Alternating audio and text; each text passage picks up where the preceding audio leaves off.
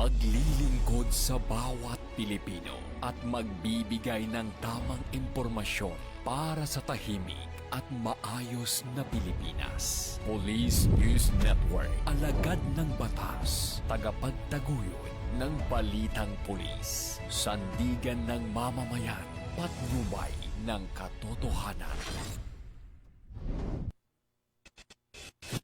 Kampo Krame, maghahatid ng pinakahuling kaganapan at nagbabagang balita. Ito ang PNN Police News Network. At ngayon, ang inyong mga tagapagbalita. Magandang araw, bagong Pilipinas. Ako ang inyong alagad ng batas, tagataguyod ng Balitang Pulis, Patrolwoman Maria Danica Bungo mula sa Regional Mobile Force Battalion ng NCRPO. Maghahatid sa inyo ng tamang balita, kwento ng pulis at serbisyo para sa mamamayan. At ito ang PNP News Online. Ang pangunahing balita ng Police News Network, alagad ng batas, tagataguyod ng Balitang Pulis.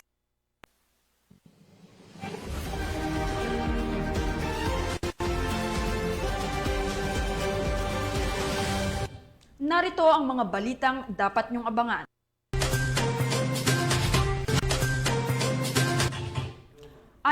Isang kataong hinihinalang flying voters, arestado, mga granada.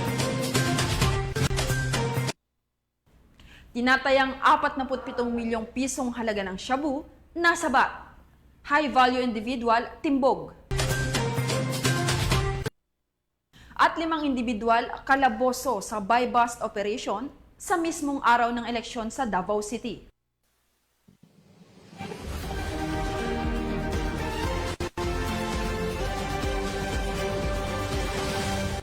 Narito ang mga balitang hatid ng ating PNN correspondents mula sa iba't ibang panig ng bansa.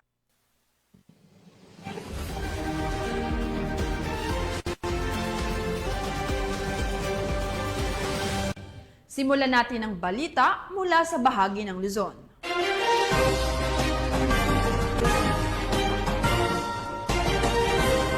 Nanguna si Police Brigadier General Lou Evangelista, ang kasalukuyang Regional Director ng Police Regional Office 1, sa pagpapanatili ng ligtas at maayos na halalan sa Ilocos Region.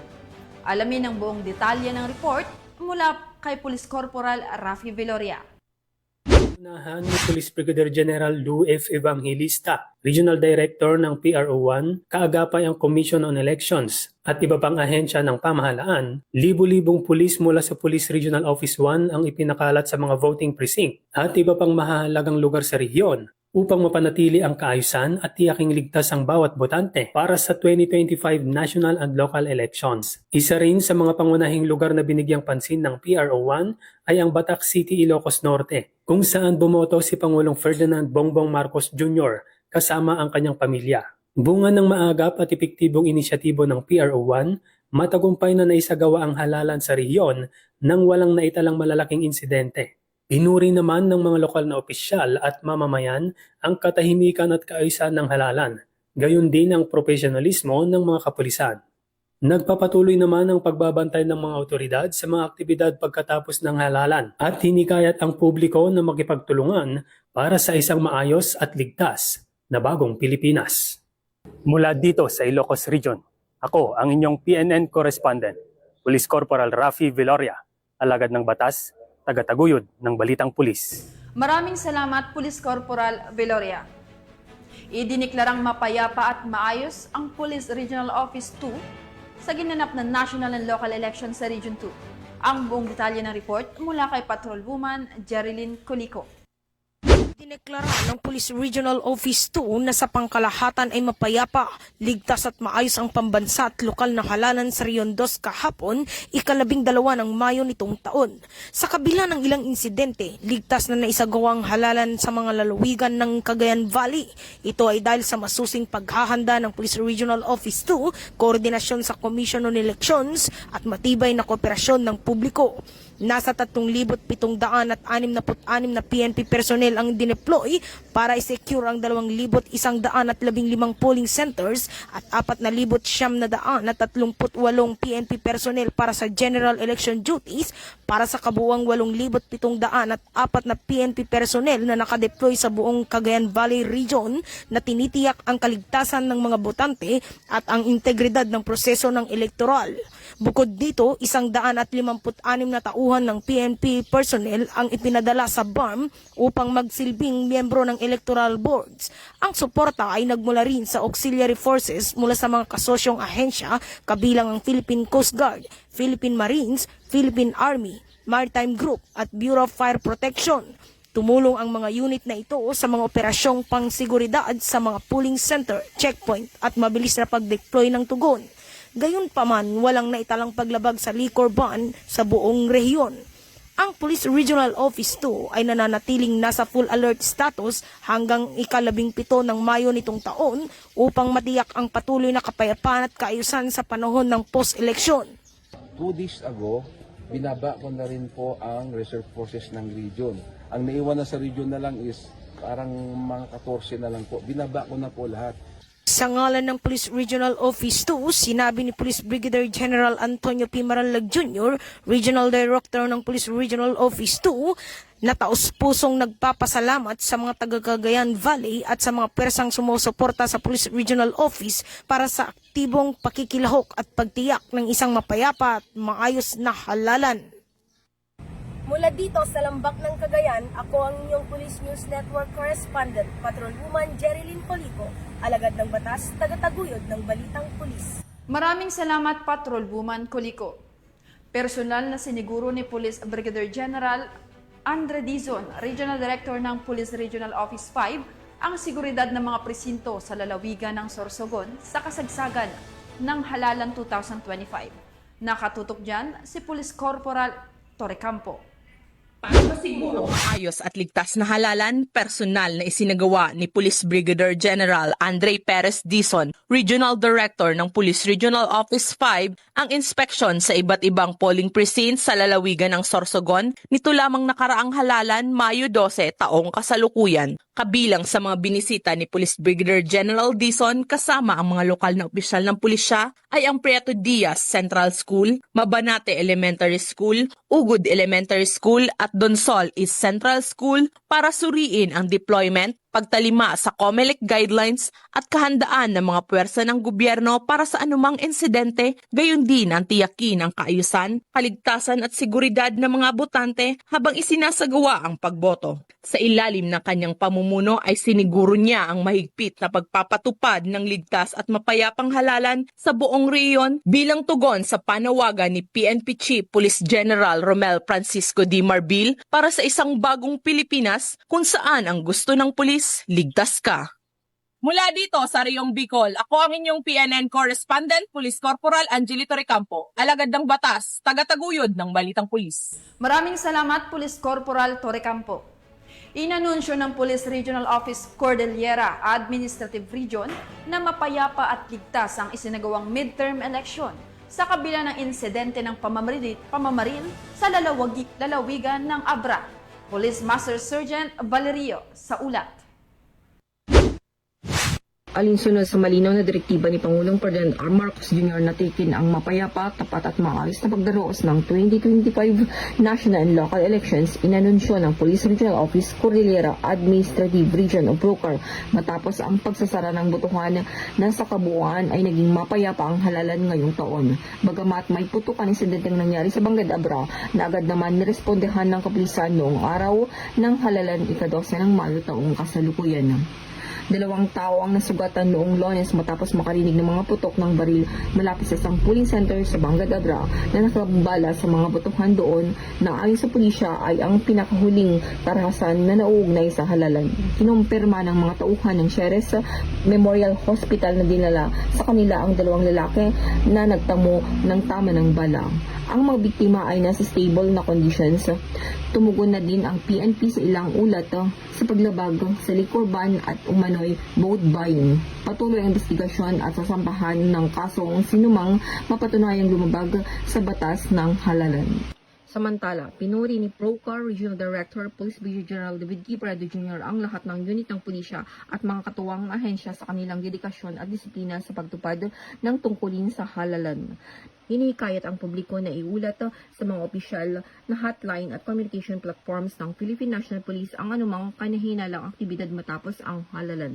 Ang tagumpay na ito ay hindi lamang tungkol sa pagpapanatili ng kapayapaan ng halalan. Ito ay tungkol sa pagtatanggol sa karapatan ng bawat Pilipino na pumili ng kanilang mga lider ng malaya at walang takot.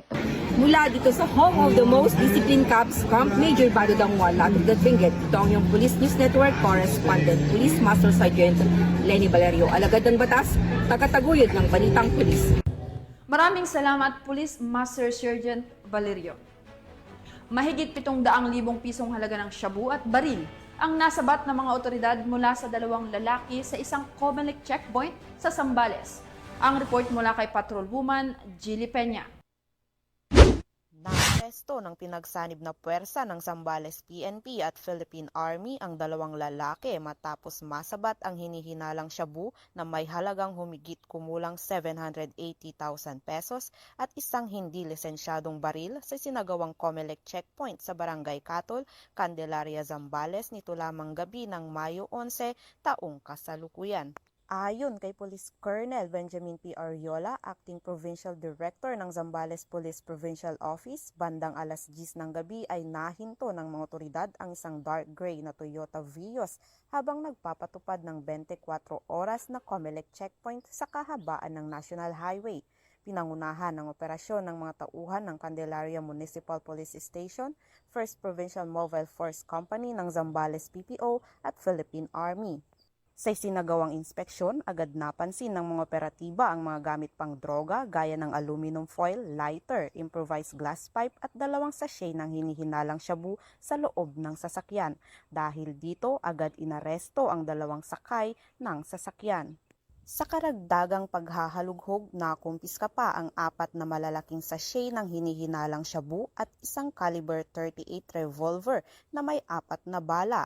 Sa kabuuan, nakumpiska sa mga suspect ang tinatayang 114.77 grams ng shabu na may standard drug price na 780,436 pesos. Dinala sa himpilan ng Candelaria MPS ang mga suspect at mga ebidensya para sa karampatang dokumentasyon at pagsasampa ng kaso sa paglabag sa Sections 5 at 12 ng Article 2 Republic Act 9165 o ang Comprehensive Dangerous Drugs Act of 2002. Republic Act 10591 para sa illegal possession of firearms at sa Comelec gun ban. Patuloy ang paalala ng kapulisan sa publiko na mas pinaiigting ang kampanya laban sa kriminalidad, lalo na ngayong panahon ng halalan.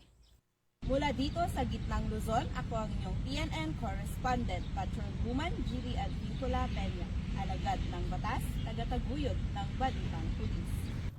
Maraming salamat, Patrolwoman Peña. Hindi na nakapalagpa ang 3 individual matapos maaresto sa isinagawang buy-bust operation ng mga otoridad sa Nara, Palawan. Ang kabuuan ng balita mula kay Patrolwoman Ferlyn Joy Kawile.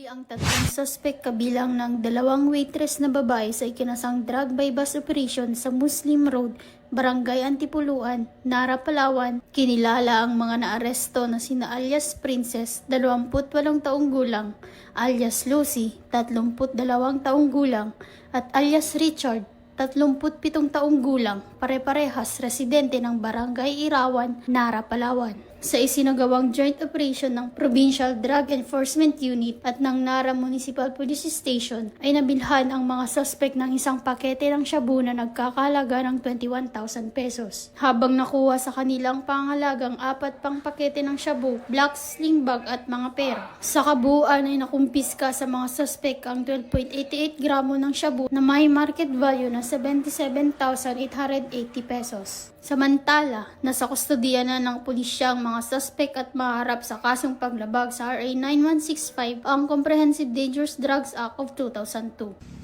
Mula dito sa Calapan City, Oriental, Mindoro, ako ang iyong PNN Correspondent, Patrolwoman Ferlyn Joy Kawile, alagad ng batas, tagataguyod ng balitang pulis. Maraming salamat, Patrolwoman Kawile. Arestado ang dalawang lalaki sa Valenzuela City matapos mahuli sa pagsusugal at pagmamay-ari ng hindi lisensyadong baril. Tinutukan niyan ni Patrolwoman Maika May Bahiwag. Nasa kote ng mga operatiba ng Valenzuela City Police Station ang dalawang kalalakihan matapos masangkot sa ilegal na sugal na Cara E. Cruz at nahulihan din ng dilisensyadong baril sa isang bakanteng lote sa tabi ng Wire Rope Factory, Area 5, Pinalagad, Malinta sa Valenzuela City. Inilarawan ang mga suspek na isang 42 na delivery rider at 48 anyos na pintor. Nakuhanan sila ng 3 barya ng piso na gamit sa sugal at halagang 500 piso. Na-recover mula sa baywang ng isa sa suspek ang isang baril na kalibre 45 na may lamang bala. Nabigo itong magpakita ng kaukulang dokumento kaya't agad siyang sinampahan ng karagdagang kaso sa ilalim ng Republic Act 10591 o Comprehensive Firearms and Ammunition Regulation Act at Batas Pambansa 881 o Omnibus Election Code dahil sa election period. Kasalukuyang nasa kustodiya ng pulisya ang mga suspek at sasailalim sa inquest proceedings sa Valenzuela City Prosecutor's Office. Patuloy ang Northern Police District sa pagpapatupad ng batas para sa kapayapaan at kaayusan ng komunidad. Mula dito sa Metro Manila, ako ang iyong PNN correspondent, Patrolwoman Maika May Bahiwag, alagad ng batas, tagataguyod ng balitang pulis. Maraming salamat, Patrolwoman Bahiwag. Tunghayan naman natin ang mga balita mula sa Visayas.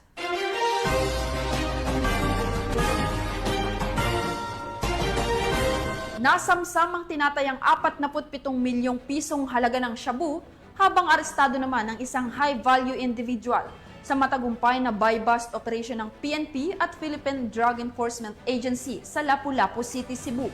Patrolwoman Judith Nicanor sa balita.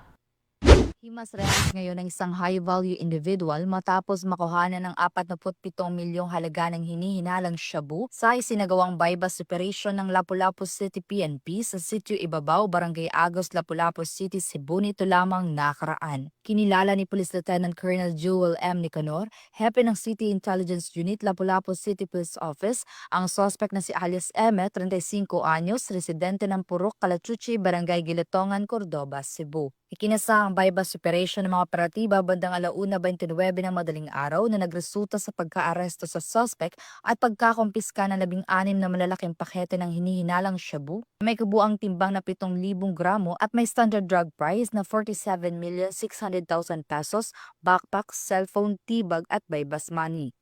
Nasa kustodiya na naturang tanggapan ng suspect para sa dokumentasyon at tamang disposisyon. Ang matagumpay na operasyon laban sa iligal na droga na nagresulta sa pagkakasamsam ng higit kumulang 47 milyon halaga ng hinihinalang shabu ay patunay na walang humpay ang kampanya ng Lapu-Lapu City Police Office laban sa krimen at katiwalian.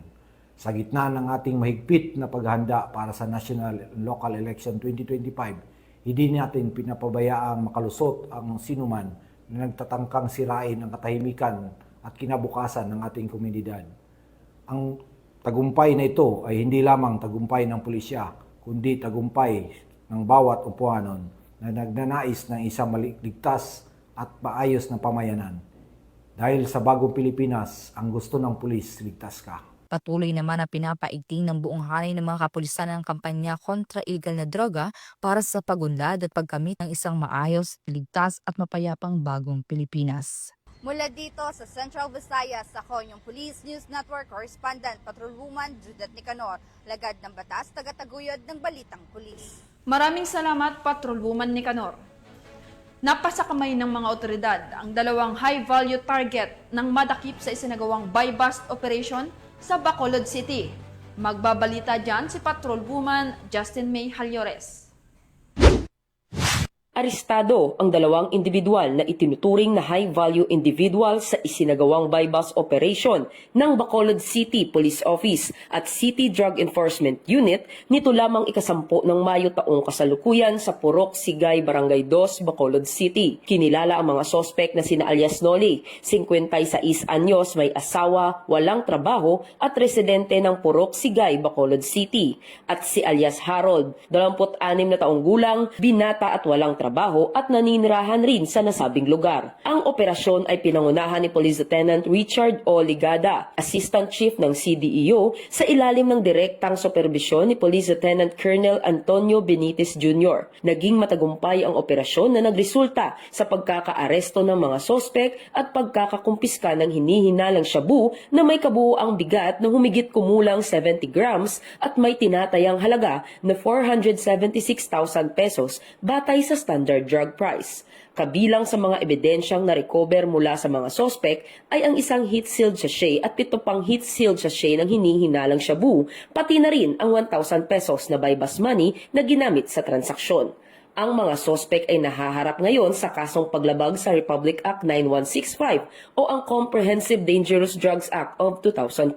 Muling pinatunayan ng Philippine National Police sa pamamagitan ng Bacolod City Police Office at City Drug Enforcement Unit ang kanilang matibay na paninindigan sa paglaban sa ilegal na droga at sa patuloy nilang pagsisikap na gawing mas ligtas at maayos ang pamumuhay ng bawat mamamayan.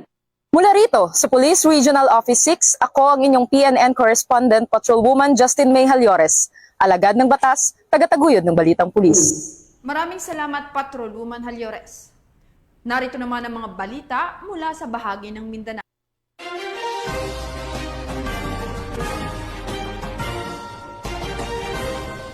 Dahil sa mabilis na pagresponde ng mga otoridad sa isang komosyon sa poblasyon Buluan, Maguindanao del Sur, arestado ang 61 katao na hinihinalang mga flying voters sa gitna ng ginaganap na halalan 2025. Nasamsam mula sa mga sospek ang ilang matataas na kalibre ng armas at granada, ayon sa ulat ng pulisya. Patrolwoman Judy Ann Alibo, ibalita mo. Arestado ang 61 na hindi pa nakikilalang kalalakihan sa isinagawang operasyon ng pinagsanib na puwersa ng 43rd Special Action Company, 2nd Maguindanao del Sur Provincial Mobile Force Company, Buluan Municipal Police Station, Provincial Intelligence Unit ng Maguindanao del Sur PPO at 38 Infantry Battalion ng AFP. Matapos ang natanggap na ulat ukol sa isang komosyon sa kahabaan ng National Highway, Poblasyon Buluan, Maguindanao del Sur, nito lamang 12 ng Mayo taong kasalukuyan. Mabilis na rumisponde ang mga otoridad bandang alas 6:45 ng umaga at naharang ang 61 na kalalakihang hinihinalang flying voters. Sa isinagawang beripikasyon, natukoy na ang nasabing individual ay hindi residente ng Buluan, Maguindanao del Sur. Sa isinagawang masusing inspeksyon at investigasyon, nasamsam mula sa mga sospek ang 2 granada at iba't ibang uri ng mga nakakamatay na sandata, kabilang na ang mga matatalas na armas at improvised weapons. Kasalukuyang isinasagawa ng mga otoridad ang malalimang investigasyon upang matukoy ang tunay na pagkakakilanlan ng mga sospek, ang pinagmulan nito at ang posibleng layunin ng kanilang presensya sa nasabing lugar, lalo't na't ito'y kasabay ng halalan. Mariing paalala ng mga otoridad na mananatiling nakabantay ang puwersa ng pamahalaan upang pigilan ang anumang uri ng panlilinlang o karahasan maaaring makaapekto sa integridad ng halalan. Mula rito sa Police Provincial Office ng Maguindanao del Sur, ako ang inyong PNN Correspondent, Patrolwoman Judy Ann Alibo, alagad ng batas, tagataguyod ng Balitang Pulis. Maraming salamat, Patrolwoman Alibo. Siniguro ni Police Brigadier General Jason De Guzman, Regional Director ng Police Regional Office 10, ang ligtas, mapayapa at matagumpay na halalan 2025 sa Northern Mindanao. Nakibalita dyan si Patrolwoman Rina Celestine Sendrihas. Sita ni Police Brigadier General Jason C. De Guzman ang mga police stations at mga polling centers na nasasakupan ng Police Regional Office 10 sa Northern Mindanao ngayong election 2025. Good morning sa inyo. No? Well, so far okay naman. Pinapa-improve natin kasi nga laging dapat na i-improve yung ating security. Ayaw natin magkaroon ng accident or incident dito. So every now and then we have to check kung tama ba yung deployment ng security. At the same time, yung mga force multipliers, yun nga, hinahanap natin. Kasi nga, para masiguro natin, walang papasok dito na may mga dalang armas o mga patalim. Ang layunin ng pagbisita ay upang tiyakin ang kahandaan ng kapulisan sa rehiyon at tiyakin ang seguridad ng mga botante. Dagdag pa niya na pagtitibayin niya ang pangako ng PROTEM sa pagpapanatili ng isang mapayapa, ligtas at maayos na eleksyon sa buong rehiyon. Ang presensya ni Police Brigadier General De Guzman ay nagsisilbi upang mapalakas ang moral ng mga kapulisan na nakadeploy at i-highlight ang kahalagahan ng kanilang papel sa pangangalaga sa demokratikong proseso ng halalan. Ikinagagalak ng Police Regional Office 10 na ipapatid sa publiko na ang national and local election sa buong rehiyon ng Northern Mindanao ay idinaos ng mapayapa, maayos at matagumpay. Buong puso naming ibinabalita na walang naitalang insidente ng karahasan o kaguluhan na nakaapekto sa mismong araw ng botohan. Bagamat may naitalang isang suspected election-related incident ngayong araw, ito ay hindi nakaapekto sa proseso ng pagboto at patuloy itong iniimbestigahan ng mga otoridad. Samantala, wala ring naitalang paglabag sa mga ipinatutupad na batas eleksyon, gaya ng liquor ban, money ban, at wala ring ulat ng pamimili o pagbebenta ng boto. Epektibo rin ang patuloy na mahigpit na pagpapatupad ng election gun ban sa buong rehiyon. Ang mga datos na ito ay malinaw na sumasalamin sa matatag na plano, sistematikong paghahanda at matibay na ugnayan sa pagitan ng Pro-10, Commission on Election 10, Armed Forces of the Philippines at iba pang katuwang na ahensya at stakeholders. Sama-sama, layunin namin na matiyak ang isang mapayapa, ligtas at tapat na halalan para sa bawat mamamayan ng Northern Mindanao. Habang isinasagawa pa ang pagbibilang ng boto at transportasyon ng mga election returns, nananatili sa full deployment ang mga tauhan ng Pro-10 upang bantayan at siguraduhin ang kaligtasan ng buong proseso. Ang Pro-10 ay patuloy na naglilingkod para sa kapayapaan at seguridad ng bawat mamamayan. Mula dito sa Police Regional Office 10, ako ang inyong Police News Network Correspondent, Patrolwoman Rina Celestine Sandrijas, alagad ng batas, tagataguyod ng Balitang Pulis. Maraming salamat, Patrolwoman Sandrijas. Kinumpirma ni Police Brigadier General Arnold Ardiente, Regional Director ng Police Regional Office 12, na generally peaceful ang botohan. Bunga ng patuloy na pagbibigay seguridad ng PNP sa isinagawang halalan sa rehiyon ng SAC Sergeant Patrolman Nervin J. Medellin sa report. Sa pagtatapos ng botohan ngayong halalan 2025, kinumpirma ng pamunuan ng Police Regional Office 12 na idinaos ng generally peaceful and orderly ang buong halalan sa rehiyon ng SOC Sergeant. So far, naging maganda, no? Generally peaceful tayo, no? Since na nag-start yung voting kaninang umaga until sa mga oras na ito. Ayon kay Police Brigadier General Arnold P. Ardiente, ang Regional Director ng PRO 12, walang naitalang violent incident na nangyari na may kaugnayan sa halalan at naging ligtas ang pagboto ng mamamayan sa buong rehiyon. So far very minimal, no? Ang pagkatanda ko nga lang, meron lang isang nagkaroon ng pananakit, no, sa isang barangay Tanod, but yun naman ay na-address kaagad. Maliban doon, so far wala namang untoward incident, especially violent incident na nangyari. Sa kabila ng ilang isolated incidents na hindi naman election related, nananatiling tahimik ang sitwasyon sa mga polling precincts. Epektibo ang naging ugnayan ng mga miyembro ng Regional Joint Security Control Center o ang RJSCC, katuwang ang AFP, COMELEC at iba pang stakeholders sa pagpapatupad ng seguridad. Pinaigting naman talaga natin yung ating mga border control points, prior to the start of election, and that is part of our plan, no, na talagang yung ating border control point ay mahigpit para maiwasan na magkaroon ng spillover ng anumang insidente nangyayari outside of Region 12 na mapunta sa Region 12 jurisdiction. Nagpasalamat rin ang Regional Director sa dedikasyon ng mga PNP personnel, election officials, volunteers at mismong mga botante na naging bahagi ng isang mapayapang halalan. Sa ngayon, tutok pa rin ang kapulisan sa retrieval ng election paraphernalia at pagbabantay sa pambasing ng mga boto upang matiyak na mananatiling maayos ang kabuoang proseso. Para sa PRO 12, ang katahimikan ng halalan ay tagumpay hindi lang ng kapulisan, kundi ng sambayan ng Pilipino. Mula dito sa Reyong 12, ako ang inyong PNN correspondent, Patrolman Nervin J. Medellin, alagad ng batas, tagataguyod ng Balitang Pulis. Maraming salamat, Patrolman Medellin.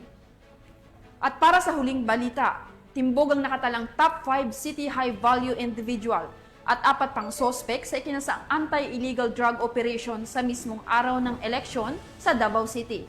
Yan ang report mula kay Patrolwoman Don Kilao. Timbok sa ikinasang bypass operation ng mga tauhan ng Saksa Police Station 4 ang itinuturing na top 5 city high-value individual at 4 nitong kasamahan sa Kilometer 7 Kubkob, Barangay Buhangin, Davao City sa mismong araw ng halalan ika-12 ng Mayo taong kasalukuyan. Kinilala ni Police Major Marcel M. Manzano, hepe ng Saksa Police Station 4, ang pangunahing sospek na si alias Jake, 29 anyos, na matagal na tinutugis ng kapulisan. Kasama rin sa naaresto sina alias Ann, Erwin, Lito at Ramon na pawang mga residente ng nasabing lungsod. Nasamsam mula sa mga sospek ang humigit kumulang 8.43 grams ng hinihinalang shabu na may standard drug price na 57,324 pesos, mga drug paraphernalia at iba pa. Ang mga sospek ay kasalukuyang nasa kustodiya ng nasabing estasyon para sa kaukulang dokumentasyon at naharap sa kasong paglabag sa Republic Act 9165 o ang Comprehensive Dangerous Drugs Act of 2002. Samantala, muling iginiit ng Police Regional Office 11 ang kanilang mas pinaigting na kampanya laban sa iligal na droga at iba pang anyo ng kriminalidad sa buong rehiyon. Sa pakikipagtulungan ng lokal na pamahalaan at komunidad, layo ng kapulisan na tuluyang sugpuin ang paglaganap ng ipinagbabawal na gamot. Mula dito sa Rayon 11, ako ang inyong PNN correspondent, Patrolwoman Mariel May Dunquilaw, alagad ng batas, taga-taguyod ng Balitang Pulis. Maraming salamat, Patrolwoman Don Kilab. At yan ang mga balitang nakalap ng ating PNN correspondents mula Luzon, Visayas at Mindanao. At sa ngalan ng pamunuan ng Philippine National Police, sa pangunguna ni PNP Chief Police General Romel Francisco D. Marbil at sa pamumuno ni President Ferdinand Bongbong Marcos Jr., kami ay maglilingkod sa bawat Pilipino at magbibigay ng tama at balanseng balita dahil dito sa bagong Pilipinas, ang gusto ng pulis, ligtas ka. Mula rito sa tanggapan ng tagapag-ugnay ng pambansang pulisya, ako ang inyong alagad ng batas, taga-taguyod ng Balitang Pulis. Patrolwoman Maria Danica Bungo mula sa Regional Mobile Force Battalion ng NCRPO. Maghahatid ng tamang balita, kwento ng pulis at serbisyo para sa mamamayan. At ito ang PNP News Online, ang pangunahing balita ng Police News Network.